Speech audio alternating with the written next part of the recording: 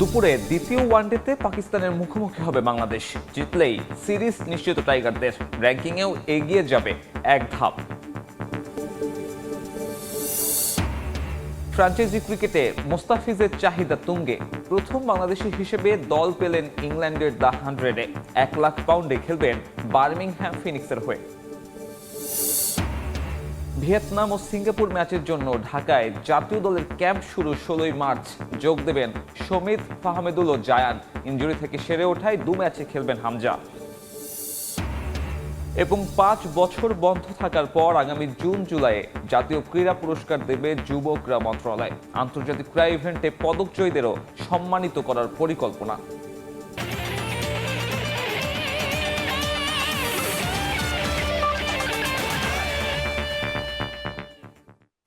বিশ্বের নানা প্রান্তের খেলাধুলার খবর নিয়ে আমাদের নিয়মিত আয়োজন খেলার সময়, আর সে খবর জানিয়ে দেব আমি সাব্বির মিথুন।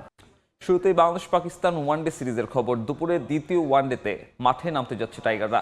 এই ম্যাচ জিতলে সিরিজ জয় নিশ্চিতের পাশাপাশি র্যাঙ্কিংয়েও এক ধাপ এগিয়ে যাবে টাইগার্স।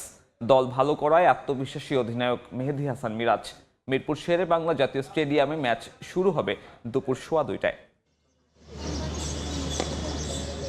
রাজস্বিক প্রত্যাবর্তন হয়তো একেই বলে। 3 মাসেরও বেশি সময় আন্তর্জাতিক ক্রিকেটের বাইরে ছিল বাংলাদেশ ক্রিকেট দল। মাঝে খেলা হয়নি টি-20 বিশ্বকাপ। ক্রিকেটাররা লাল সবুজ জার্সিতে মাঠে নামতে কতটা মুখিয়েছিলেন তা টের পেয়েছে পাকিস্তান দল। ব্যাটে বলে টাইগারদের এমন দাপট সচরাচর দেখা যায় না। র্যাঙ্কিংয়ে 4 নম্বরে থাকা পাকিস্তান দলকে একরকম উড়িয়ে দিয়েছে মেহেদী হাসান মিরাজ বাহিনী।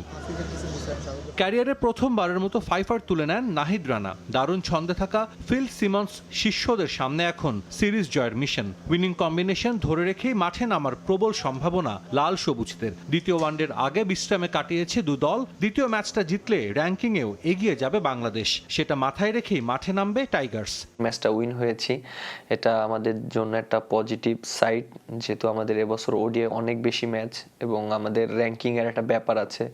তো যেহেতু স্টার্টটা ভালো হয়েছে, খুবই ভালো লাগছে। বল হাতে গেল বছরটা ভালো কাটেনি মেহেদী হাসান মিরাজের। 11 ম্যাচে পেয়েছেন 11 উইকেট। তবে মিরপুরে প্রথম ওয়ানডেতে দেখা গেছে পুরনো মিরাজের ঝলক। যদিও তার পুরো 10 ওভার করা নিয়ে কিছুটা সমালোচনা হচ্ছে, কিন্তু নিজে ছন্দে ফেরাতেই খুশি অধিনায়ক। মাঝখানে একটু বোলিংটা নিয়ে একটু স্ট্রাগল করছিলাম, বাট কোথায় আমার ইমপ্রুভ করতে হবে সেটা আমি খুব ভালো করেই জানি। সেটা নিয়ে আমি কাজ করেছি এবং বিসিএলেও 2টা ম্যাচ খেলেছি, ওখানেও সেটা নিয়ে কাজ করার চেষ্টা করেছি। কালকে বোলিংটা আমার জন্য অনেক বেশি কন্ট্রোল ছিল এবং বলের লাইন লেন্থটা খুব ভালো জায়গায় ছিল এবং উইকেটটা অনেক ভালো উইকেট ছিল।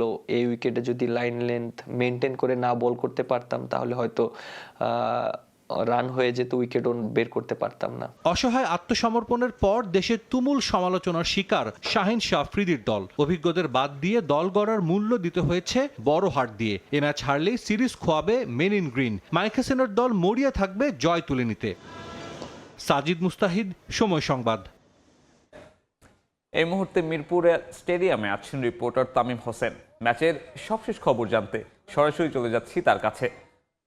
একটা জয়ের পর দারুণ একটা সুযোগ লুফে নেয়ার অপেক্ষায় বাংলাদেশ। 1 ম্যাচ হাতে রেখেই আসলে তাদের সামনে সুযোগ, সিরিজ জয়ের হাতছানি তাদের সামনে এসেছে। আমরা যেমনটা জানি যে বাংলাদেশ যেভাবে খেলেছে, এরপর কিন্তু আসলে বাংলাদেশকে এই ম্যাচে সবাই ফেভারিটি ভাবে। তবে ভুলে গেলে চলবে না, প্রতিপক্ষটা কিন্তু পাকিস্তান। পাকিস্তান যেই নতুন দল হলেও কিন্তু তাদের ঘুরে দাঁড়ানোর সামর্থ্য আছে। তবে এটুকু বলা যায় যে এই ম্যাচে বাংলাদেশ তাদের একাদশে কোনো পরিবর্তন হয়তো বা আনবে না। কিন্তু অন্যদিকে পাকিস্তানের কথা যদি বলি, পাকিস্তান আসলে এই ম্যাচে বেশ কয়েকটি পরিবর্তন আনতে পারে। বিশেষ করে আমরা প্রথম ম্যাচে হারিস রউফকে আসলে একাদশে দেখিনি। এই হারিস রউফ কিন্তু এই ম্যাচের একাদশে থাকতে পারেন এবং ফেরার সম্ভাবনাটা অনেক বেশি। এছাড়া যদি আমরা বলি কারণ, তার ফেরার কারণটা হচ্ছে আমরা দেখেছি যে প্রথম ম্যাচে পেস বলাররা যে ধরনের দাপট দেখিয়েছে, সচরাচর মিরপুরের উইকেটে এই দাপট কিন্তু দেখা যায় না। এবং বাংলাদেশ কিন্তু, বাংলাদেশের যারাই আছেন সবাই কিন্তু একটা কথাই বারবার বলেছেন যে আসলে 2027 বিশ্বকাপ মাথায় রেখেই আসলে তারা একটা পেস বান্ধব উইকেট করার পরিকল্পনা করেছেন এবং সে জায়গাতে বাংলাদেশ সফল। এবং ব্যাটাররাও এবং এই স্পোর্টিং উইকেটে তাদের যেই জাত চিনিয়েছেন আসলে সে জায়গা থেকে পেস বান্ধব উইকেট এ ম্যাচেও দেখা যাবে এবং সেই উইকেটের বিবেচনায় কিন্তু পাকিস্তান তাদের যেই সেরা পেসার হারিস রৌফকে কিন্তু এই ম্যাচের একাদশে ফেরাবেন। এবং আমরা যদি আসলে মিরপুরের দর্শকের চিত্রটা একটু কথা বলি, যেহেতু আজকে শুক্রবার ছুটির দিন, স্বাভাবিকভাবে কিছু দর্শক হবে, কিন্তু এখনো যেহেতু সময় অনেক বাকি রয়েছে, হয়তোবা এখনো যেহেতু রোজার সময় দর্শকরা এখনো হয়তোবা মাঠে আসছে না, একটু পরে হয়তোবা এই পরিমাণটা আস্তে আস্তে বাড়তে থাকবে। এছাড়া আমরা যদি বলি যে আসলে বিসিবি থেকে একটা ইফতারের সময় পানির ব্যবস্থা করা হয়েছে, সে যে কারণে হয়তোবা মাঠে আসলে দর্শকরা আসবেন, অনেকেই আসবেন। এবং আজকে যেহেতু ছুটির দিন, এই ছুটির দিনে আজকের ম্যাচটা আসলে উপভোগ করবেন। এরপরও যদি বলি ম্যাচ আগ্রহটা বেশি হওয়ার কারণটা হচ্ছে প্রথম ম্যাচে বাংলাদেশ যেভাবে খেলেছে, এই ম্যাচও আসলে বাংলাদেশের কাছে তাদের সেই প্রত্যাশার জায়গাটা থাকবে যে আসলে বাংলাদেশ এক ম্যাচ হাতে রেখে আসলে সিরিজ জয় নিশ্চিত করবে। আর সিরিজটা বাংলাদেশের কাছে খুবই গুরুত্বপূর্ণ, কারণ বাংলাদেশ যদি খুব সুন্দরভাবে জিতে যায় এবং জিতে যায়, তাহলে সরাসরি বিশ্বকাপ খেলার সম্ভাবনাটা কিন্তু অনেক বেড়ে যাবে। তো মিরপুর এবং পাকিস্তানের দ্বিতীয় ওয়ানডের আগে এই ছিল আমার কাছে সবশেষ তথ্য। সহকর্মী তামিম যুক্ত হয়েছিলেন, জানাচ্ছিলেন দ্বিতীয় ওয়ানডের আগে ম্যাচের সবশেষ খবর। প্রথম বাংলাদেশি ক্রিকেটার হিসেবে দ্য 100-এ দল পেলেন মোস্তাফিজুর রহমান। 1 লাখ পাউন্ডে নিলাম থেকে কাটার মাস্টারকে দলে ফেরালো বার্মিংহ্যাম ফিনিক্স। রাজনৈতিক নোংরামিতে আইপিএল চুক্তি হাতছাড়া হয়েছে এই তো কিছুদিন আগে। বিতর্কের জেরে গোটা বিশ্বকাপই বয়কট করে বাংলাদেশ। আপাতত স্বস্তির খবর পেলেন ফিজ। বিশাল অঙ্কে তাকে দলে ফেরালো Birmingham Phoenix. Any more 100,000, that is the bid. Mustafizur Rahman. English franchise league the 100-এর নিলামে প্রথম বাংলাদেশি হিসেবে দল পেয়েছেন মোস্তাফিজুর রহমান। কাটার মাস্টারকে কিনতে বার্মিংহ্যামের খরচ 1 লাখ পাউন্ড, টাকায় যে সংখ্যাটা 1,64,00,000-এরও বেশি। টি-20 হিসেবে স্বীকৃতি পেলেও 100 বলের খেলা দ্য 100। ইংল্যান্ড ক্রিকেট বোর্ড পরিচালিত এই টুর্নামেন্টের নিয়মও কিছুটা আলাদা। এখানে 6 বলে নয়, ওভার করা যায় 5 কিংবা 10 বলের। একজন বোলার সর্বোচ্চ করতে পারবেন 20 বল। এই সংস্করণে এবারই প্রথম হচ্ছে নিলাম পদ্ধতি। লন্ডনে 2 দিন ব্যাপী চলা সে প্রক্রিয়ার দ্বিতীয় দিনে এসে দল পেলেন মোস্তাফিজ। 2021-এ আত্মপ্রকাশ করা দ্য 100-এর পরবর্তী আসর অনুষ্ঠিত হবে চলতি বছরের জুলাইয়ে। মোস্তাফিজকে কিনতে কৌশলী ছিল বার্মিংহ্যাম ফিনিক্স। প্রথম দিকে নয়, নিলামের একদম শেষ ভাগে এসে বিট করে তারা। অন্যান্য ফ্রাঞ্চাইজিগুলোর ততক্ষণে অর্থের পরিমাণ কমে যাওয়ায় ভিত্তিমূল্যেই বাংলাদেশি পেসারকে পেল বার্মিংহ্যাম। অবশ্য এদিন ফিজের খবর ছাপিয়ে দ্য 100 নিলাম আলোচনায় আবরার আহমেদকে নিয়ে। এই টুর্নামেন্টের 8 দলের 4টারই মালিকানা ভারতীয় প্রতিষ্ঠানের দখলে, তাই পাকিস্তানি ক্রিকেটারদের সুযোগ পাওয়া নিয়ে অনিশ্চয়তা ছিল আগে থেকেই। তবে সবাইকে অবাক করে ভারতীয় মালিকানায় থাকা সানরাইজার্স লিডস দলে ফেরালো এই পাক লেগ স্পিনারকে। তাকে নিতে খরচ 1,90,000 পাউন্ড। দ্বিতীয় পাকিস্তানি ক্রিকেটার হিসেবে দ্য 100-এ দল পান আবরার। এছাড়া উসমান তারিককে কিনেছে মোস্তাফিজের দল বার্মিংহ্যাম। বাংলাদেশিদের মধ্যে নিলামের তালিকায় ছিলেন রিশাদ হোসেনও, তবে তাকে দলে নিতে আগ্রহ দেখায়নি কেউই। সাব্বির মিথুন, সময় সংবাদ। 5 বছর বন্ধ থাকার পর আবারও জাতীয় ক্রীড়া পুরস্কার দিতে যাচ্ছে যুব ক্রীড়া মন্ত্রণালয়। আগামী জুন অথবা জুলাইয়ে মনোনীত ক্রীড়াবিদদের প্রধানমন্ত্রী তারেক রহমান ক্রীড়া পুরস্কার তুলে দেবেন বলে জানিয়েছেন যুব ক্রীড়া প্রতিমন্ত্রী আমিনুল হক। লম্বা সময় ধরে বন্ধ দেশের ক্রীড়াঙ্গনের সর্বোচ্চ রাষ্ট্রীয় পুরস্কার জাতীয় ক্রীড়া পুরস্কার। ক্রীড়াঙ্গনের অসামান্য অবদান রাখার জন্য ক্রীড়াবিদ, সংগঠক ও ক্রীড়া সংশ্লিষ্টদের দেওয়া হয় এই পুরস্কার। 1976 সালে ক্রীড়াঙ্গনের রাষ্ট্রীয় এই খেতাব দেওয়া চালু করেন সাবেক রাষ্ট্রপতি জিয়াউর রহমান। অনিয়মিত এই পুরস্কার সবশেষ দেওয়া হয়েছিল 2020 সালে। ক্রীড়াক্ষেত্রের এই রাষ্ট্রীয় পুরস্কার আবারও চালু করতে যাচ্ছে যুব ও ক্রীড়া মন্ত্রণালয়। আগামী জুন অথবা জুলাই মাসে এই পুরস্কার বিজয়ীদের হাতে তুলে দিবেন প্রধানমন্ত্রী তারেক রহমান। 21, 22, 23, 24 এবং 25 এই 5টি বছরের যারা জাতীয় পুরস্কার প্রাপ্ত হবেন তাদেরকে আমরা আনুষ্ঠানিকভাবে আশা করছি জুন কিংবা জুলাইয়ের ভিতরে আমরা আমাদের মাননীয় প্রধানমন্ত্রীর উপস্থিতিতে আমরা তাদেরকে সেই জাতীয় পুরস্কার প্রদান করতে চাই। প্রতি বছর আমাদের যে জাতীয় পুরস্কার সেটা আমরা প্রতি বছরই আমরা দিয়ে তাদেরকে সেই সম্মাননাটুকু আমরা জানাতে চাই। জাতীয় ক্রীড়া পুরস্কারের বাছাই প্রক্রিয়ায়ও পরিবর্তন আনতে যাচ্ছে যুব ও ক্রীড়া মন্ত্রণালয়। বিগত সময়ে এই পুরস্কার দেওয়ার ক্ষেত্রে ছিল রাজনৈতিক প্রভাব, যা আর দেখতে চান না বর্তমান যুব ও ক্রীড়া মন্ত্রী আমিনুল হক। আমরা এই ক্রীড়া নীতিমালা আমরা কিছু পরিবর্তন করি এবং জাতীয় ক্রীড়া পুরস্কারের যে নীতিমালা রয়েছে সেখানে পরিবর্তন এনে আমরা একটি কমিটি করে দিয়ে, যেটি সর্বজন স্বীকৃত একটি জাতীয় কমিটি হবে, যারা প্রতি বছর কারা এই বছরের সবচেয়ে যোগ্য, যারা জাতীয় পুরস্কার প্রাপ্য সেই মানুষগুলোকে বাছাই করে আমরা সঠিকভাবে তাদেরকে মূল্যায়ন করতে চাই। এদিকে বয়সভিত্তিক পর্যায়ে খেলাধুলা তৃণমূল পর্যায়ে ছড়িয়ে দিতে নতুন করে ক্রীড়া প্রতিযোগিতা চালু করতে যাচ্ছে সরকার। আগামী 30 এপ্রিল যার উদ্বোধন করবেন প্রধানমন্ত্রী তারেক রহমান। ফুটবল, ক্রিকেট সহ প্রায় 7টি ইভেন্টকে আমরা বাছাই করে আমরা নতুন করে স্পোর্টস অনূর্ধ্ব 12 থেকে 14 বছরের প্রতিভাবান খেলোয়াড়দেরকে নিয়ে আমরা শুরু করতে যাচ্ছি এবং সেটি আনুষ্ঠানিকভাবে 30 এপ্রিল আমরা আশা করছি যে আমাদের মাননীয় প্রধানমন্ত্রী তিনি উদ্বোধন করবেন। এছাড়া গেল 6 মাসে ব্যক্তিগত ও দলীয়ভাবে আন্তর্জাতিক ক্রীড়াঙ্গনে পদকজয়ীদের আগামী 29 মার্চ সম্মাননা প্রদান করবে যুব ও ক্রীড়া মন্ত্রণালয়। আমরা পর্যায়ক্রমে ফাহিম ইসলাম, সময় সংবাদ, ঢাকা। আবারও স্বাগত খেলার সময়। ভিয়েতনাম ও সিঙ্গাপুর ম্যাচ সামনে রেখে 16 মার্চ শুরু হবে ফুটবল দলের ক্যাম্প। ইনজুরি থেকে সেরে ওঠায় 2 ম্যাচই খেলবেন হামজা চৌধুরী। এদিকে ঢাকার ক্যাম্পে যোগ দেবেন সমিত সোম, ফাহমিদুল ও জায়ান আহমেদ।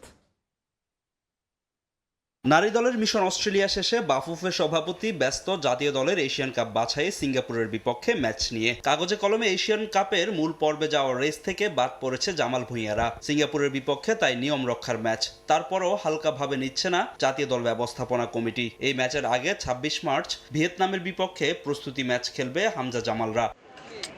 সিঙ্গাপুর ও ভিয়েতনাম ম্যাচ সামনে রেখে আগামী 16 মার্চ থেকে 30 ফুটবলার নিয়ে ক্যাম্প শুরু করবেন হেড কোচ হাবিয়ার কাবেরা। তবে ঢাকায় শুরু হওয়া ক্যাম্পে পাওয়া যাচ্ছে না দেশের ফুটবলের সবচেয়ে বড় তারকা হামজাকে। 21 মার্চ ইংলিশ চ্যাম্পিয়নশিপ লিগে ওয়াটফোর্ড ও লেস্টার সিটির ম্যাচ শেষে ভিয়েতনামে দলের সঙ্গে যুক্ত হবেন হামজা। তবে ক্যাম্পে শুরু থেকেই থাকছেন সমিত, ফাহমিদুল ও জায়ান। হামজা আমাদের সাথে ভিয়েতনামে 22 তারিখে মিট করবে, ও সরাসরি ভিয়েতনামে চলে আসবে।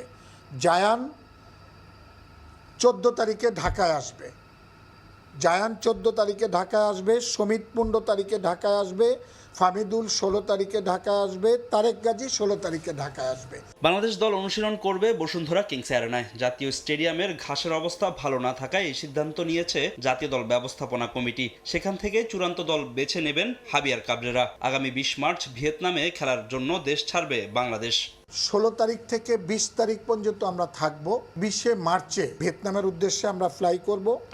21 তারিখে আমরা ভিয়েতনামে যাব এবং 27 মার্চ পর্যন্ত আমরা ভিয়েতনামে থাকব। যেহেতু আমাদের 31 তারিখে আমাদের খেলা সিঙ্গাপুরের সাথে, যার জন্য আমরা 27 মার্চে আমরা ওখান থেকে আমরা সিঙ্গাপুরের উদ্দেশ্যে রওনা হব।